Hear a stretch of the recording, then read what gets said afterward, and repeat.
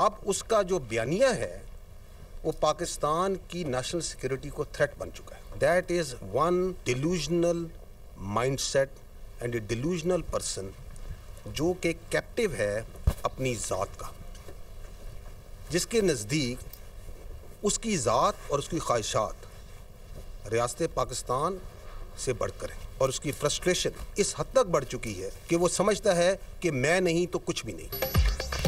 ज़हनी मरीज कौमी सलामती के लिए खतरा, पाकिस्तान में इसकी सियासत और सियासी शोबदाबाजी का वक्त खत्म। DGI-SPR लेफ्टिनेंट जनरल अहमद शरीफ चौधरी कहते हैं कि ज़ात का कैदी अपनी ख्वाहिश को पाकिस्तान से बढ़कर तसव्वुर करता है। कहता है उसकी पार्टी का जो शख्स नेशनल डिफेंस यूनिवर्सिटी गया वो गद्दार है। पहले अपनी औलाद को फौज में भेजो, फिर बयानियां बनाना। किसी को अफवाज पाकिस्तान और अवाम में दरार डालने की इजाज़त नहीं दी जा सकती। अगर कोई अपनी ज़ात के लिए आर्म्ड फोर्सेस पर अटैक करता है तो उससे भरपूर तरीके से निपटा जाएगा। क्या एक शख्स किसी और मुल्क की फौज के लिए रास्ता बनाना चाह रहा है? ये क्लियर है, जो ये चाह रहा है वो नहीं हो सकता। अब इसकी सियासत खत्म हो चुकी, कोई इब्हाम नहीं रहना चाहिए। कौन सी सियासत इजाज़त देती है आप मुजरिम से मुलाकात करें।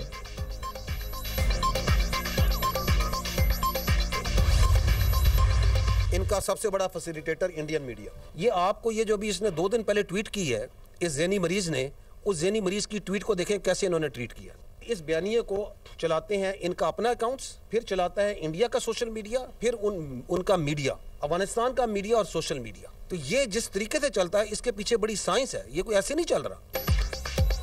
ज़हनी मरीज का भारतीय मीडिया बड़ा सहूलतकार। उस शख्स ने 2 रोज कबल ट्वीट की, जेल में बैठा ये शख्स अफवाज पाकिस्तान के खिलाफ बातें कर रहा है।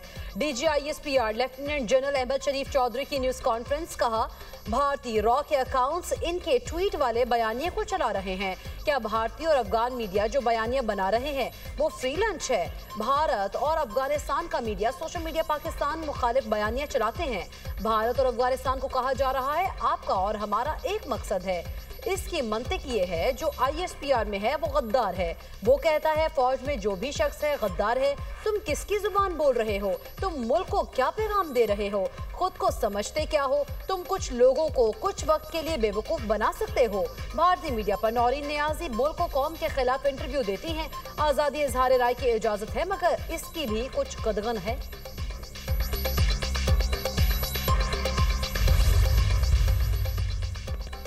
गवर्नर राज का फैसला हुकूमत करेगी, फौज का लेना देना नहीं। DGI-SPR कहते हैं कि खैबर पख्तूनख्वा में 12 साल से गवर्नेंस कहाँ है, काम नहीं हो रहे, सियासी सरपरस्ती में दहशतगर्दों की सहूलतकारी की जाती है। एक और बयानिया है खारजियों से मुज़ाकरात करें और उन्हें स्पेस दें। कहा गया अफगानियों से मुतल्लिक रियासत की पॉलिसी गलत है। क्या पाकिस्तान की सिक्योरिटी दिल्ली और काबुल ग्रांट करेगा? ये तो खैबर पख्तूनख्वा में खवारिज का दफ्तर खुलवाना चाहते थे। उन खारजियों से बातचीत करें जो हमारे बच्चों सिपाहियों को शहीद कर रहे हैं। दहशतगर्द फितनाल हिंदुस्तान से बातचीत नहीं होगी। उसी शख्स को बातचीत का शौक था, नतीजा भी देख लिया। क्या एक शख्स खैबर पख्तूनख्वा के भाइयों के मुकद्दर से ऐसे ही खेलता रहेगा? किसी का बाप भी अवाम और फौज के दरमियान फर्क नहीं डाल सकता।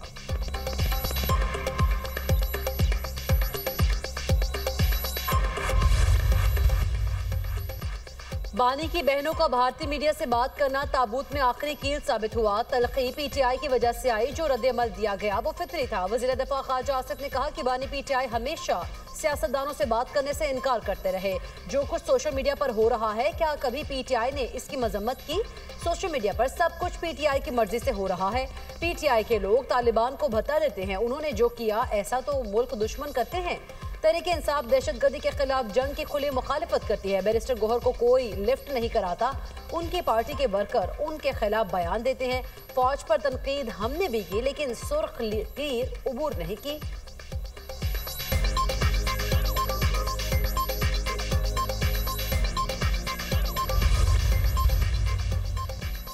PTI से मुज़ाकरात के अब इम्कानात नहीं। बानी PTI के ट्वीट के बाद हालात मजीद पेचीदा हो गए। वज़ीर आज़म के मुशीर सेनेटर राना सनाउल्लाह ने वाज़ेह कर दिया, कहा बानी सूरत हाल को मजीद खराबी की तरफ ले गए। वज़ीर आज़म ने ऐवान में PTI को मुज़ाकरात की पेशकश की थी। वज़ीर आज़म की पेशकश को वो वापस नहीं ले सकते। राना सनाउल्लाह ने एक बयान में PTI को मुज़ाकरात की दावत देते हुए कहा था, जमहूरियत डायलॉग से आगे बढ़ती है, डेडलॉक से नहीं।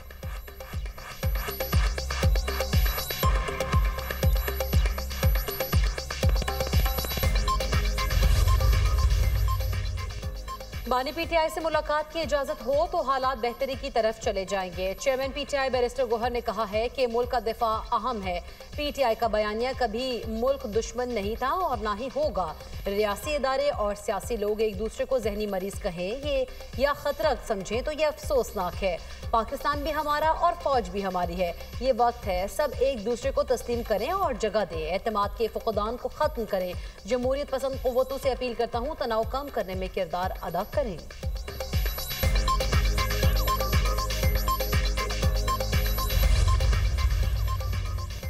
विफाकी वज़ीर दाखिला मोहसिन नकवी से कायम मकाम अमरीकी सफीर नेटली बेकर की मुलाकात। इंसदाद मुनशियात और सिक्योरिटी के शोबे में दो तरफा ताउन बढ़ाने पर तबादला ख्याल।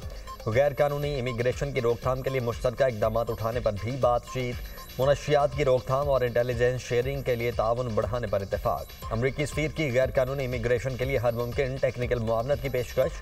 मोहसिन नकवी ने कहा कि गैर कानूनी इमिग्रेशन के हवाले से हमारी वाज़ेह पॉलिसी है। एयरपोर्ट्स पर हर मुमकिन हद तक मुनशियात केसेस की निशानदही अव्वलीन तरजीह है। मुल्क के तमाम एयरपोर्ट्स पर जदीद तरीन स्कैनिंग मशीन्स नस्ब की जा रही हैं। इंसदाद मुनशियात के लिए जीरो टॉलरेंस पॉलिसी पर सख्ती से अमल कर रहे हैं। कायम मकाम अमरीकी सफीर ने कहा पाकिस्तान से ताल्लुकात को खुसूसी अहमियत देते हैं। हर शोबे में ताउन जारी रखेंगे।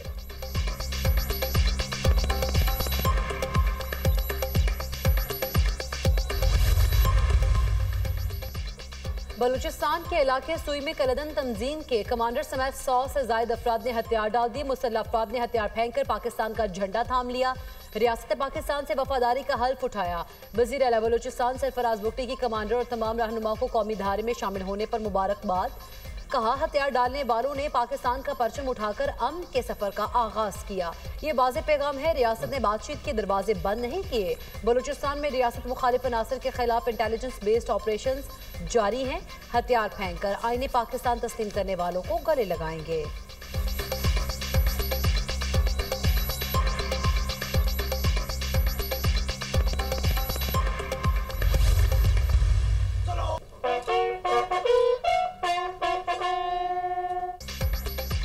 मेजर शब्बीर शरीफ का 54वां यौम शहादत। GOC Lahore major general Mohammad Faisal Ghaffar ने राना ने कब्र पर फूल रखे। फातिहा खानी की field marshal Syed Asim Munir, air chief और नेवल चीफ का मेजर शब्बीर शरीफ शहीद को खिराज अकीदत। मेजर शब्बीर शरीफ शहीद ने सबोना बंद पर कब्जा करके दुश्मन के कई टैंकों को तबाह किया और दर्जनों दुश्मनों को सफाए हस्ती से मिटा डाला। मेजर शब्बीर शरीफ को सबसे बड़े फौजी एजाज निशान हैदर से नवाजा गया।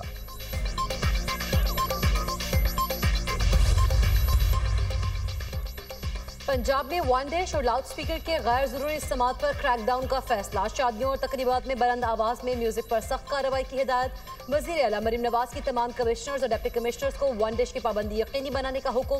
फार्म हाउस और ग्राउंड्स में भी वन डिश पर पाबंदी यकीनी बनाई जाए। मैरिज हॉल के लिए मुकर्रर औकात कार की पाबंदी की मॉनिटरिंग की हिदायत। वन डिश और लाउड स्पीकर की खिलाफ वर्जी की सूरत में अफसरान शादी की तकरीबात में शिरकत नहीं करेंगे।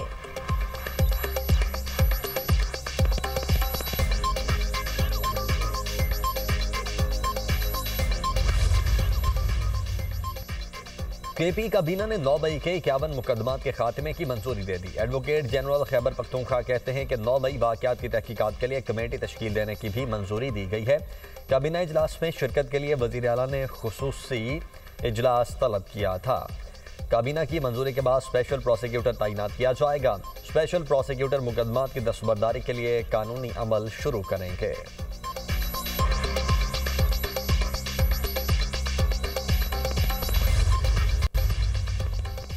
जस्टिस मियां गुल हसन औरंगजेब की बतौर सुप्रीम कोर्ट जज तैनाती का नोटिफिकेशन जारी। वो एक्टिंग जज के तौर पर फराइज सर अंजाम दे रहे थे। जस्टिस जफर अहमद राजपूत मुस्तकिल chief justice Sindh high court तैनात। जस्टिस मोहम्मद कामरान मुल्ला खेल मुस्तकिल chief justice Balochistan high court मुकर्रर। वजारत कानून और इंसाफ ने नोटिफिकेशन जारी कर दिया।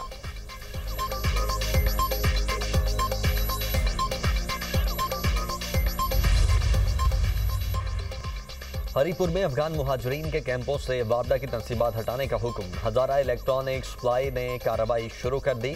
इलाके में अफगान मुहाजिरीन के 20 कैंप हैं। इंतजामिया का कहना है कि गैर कानूनी अफगान मुहाजिरीन को कमर्शियल और रिहायशी घर देने वालों के खिलाफ मुकदमा दर्ज किए जाएंगे।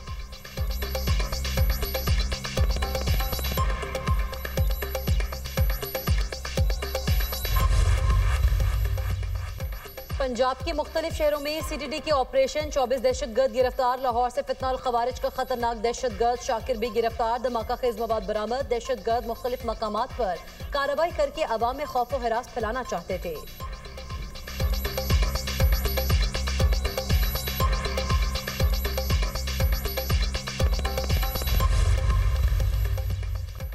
पंजाब के मुख्तलिफ शहरों में फ़ज़ाई आलूदगी। लाहौर में एयर क्वालिटी इंडेक्स 309 रिकॉर्ड। रहीम यार खान में AQI 358, सियालकोट में 255 तक पहुंच गया।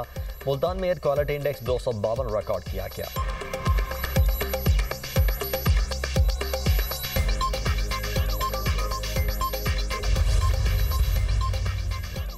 भारत पर जंगी जनून सवार, रूस से मजीद S-400 मिसाइल लेने की ख्वाहिश का इजहार। रूसी सदर पुतिन की नई दिल्ली में नरेंद्र मोदी से मुलाकात। दिफा तवानाई के शोबों में ताउन बढ़ाने पर गौर। भारत Su-30 तैयारे भी अपग्रेड करना चाहता है। दोनों ममालिक के दरमियान तजारती हजम 68 अरब डॉलर है। भारत 2030 तक इसे बढ़ाकर 100 अरब डॉलर करना चाहता है। भारतीय वज़ीर आज़म का रूसी शहरियों के लिए 30 रोज़ा मुफ्त ई-टूरिस्ट वीजे का भी ऐलान।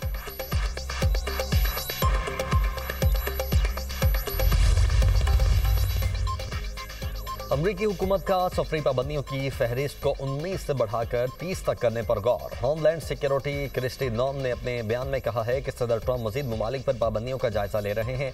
H-1B वीज़ा और H-4 फैमिली वीज़ा के हामिल अफराद की जांच में मजीद सख्ती होगी। दरखास्त गुजारों के लिए सोशल मीडिया अकाउंट्स पब्लिक करने की शर्त होगी। नई हिदायत 15 दिसंबर से नाफिज होंगी। अमरीकी महकमा खारिजा ने कहा है कि वीज़ा एक सहूलत है, हक नहीं।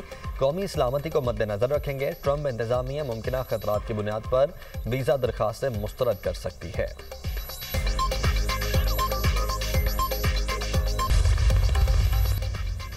इस्लामी ममालिक के इसराइली पॉलिसीज और जबरी बेदखली की शदीद मजम्मत। वज़ीर ख़ारिजा इस्लामी ममालिक का फ़लस्तीनी अवाम की मुकम्मल हिमायत और तहफ़्फ़ुज़ का इरादा। आलमी बरादरी से फ़ौरी और मौसर किरदार अदा करने का मुतालबा। फ़लस्तीनियों की आज़ादाना नक़्लो हरकत यकीनी बनाने पर जोर। गज़ा की तमीर नौ और बहाली के फ़ौरी आगाज़ पर इत्तफ़ाक़। मशरक़ी यरूशलेम को फ़लस्तीनी रियासत का दारुल हुकूमत करार देने की तौसीक़। रफ़ा क्रॉसिंग एक तरफ खोलने के इसराइली बयानात पर तशवीश है। इसका मकसद गज़ा की पट्टी के रहायशियों को जमहूरिया मिस्र मुंतकिल करना है। पाकिस्तान, मिस्र, उर्दन, मुत्तहिदा अरब अमारात, इंडोनेशिया, तुर्किया, सऊदी अरब और कतर के वज़ीर ख़ारिजा का मुश्तरका बयान। एलामिया में कहा गया है कि अमेरिकी सदर डोनाल्ड ट्रंप के मुजवज़ा अमन मंसूबे पर मुकम्मल अमल किया जाए। खित्ते में अमन के लिए सदर ट्रंप की कोशिशों को सराहते हैं।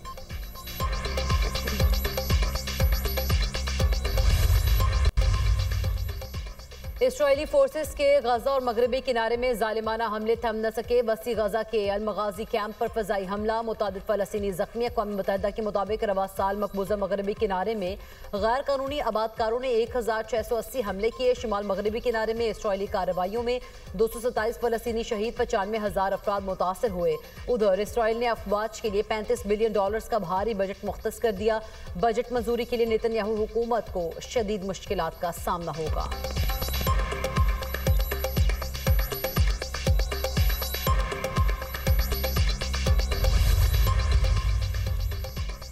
चीनी नायब वज़ीर-ए-आज़म ही लिफेंग की अमरीकी वज़ीर ख़ज़ाना स्कॉट बेसेंट को वीडियो कॉल। तजारती ताल्लुकात को बेहतर बनाने पर तबादला ख्याल।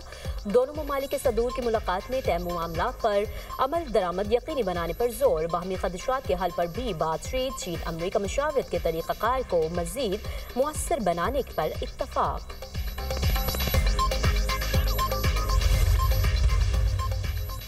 ऑस्ट्रेलिया में मेटा ने 16 साल से कम उम्र सोशल मीडिया सारिफीन के अकाउंट्स बंद कर दिए। ऑस्ट्रेलिया में यह कानून 10 दिसंबर से नाफिज होगा। मेटा का कहना है कि पाबंदी के नफाज तक तमाम अंडर एज अकाउंट्स बंद कर दिए जाएंगे। कानून की खिलाफ वर्जी करने वाले सोशल मीडिया प्लेटफॉर्म्स पर 49.5 मिलियन ऑस्ट्रेलियन डॉलर्स तक जुर्माना आयद हो सकता है। मैसेंजर को पाबंदी से मुस्तस्ना करार दिया गया है।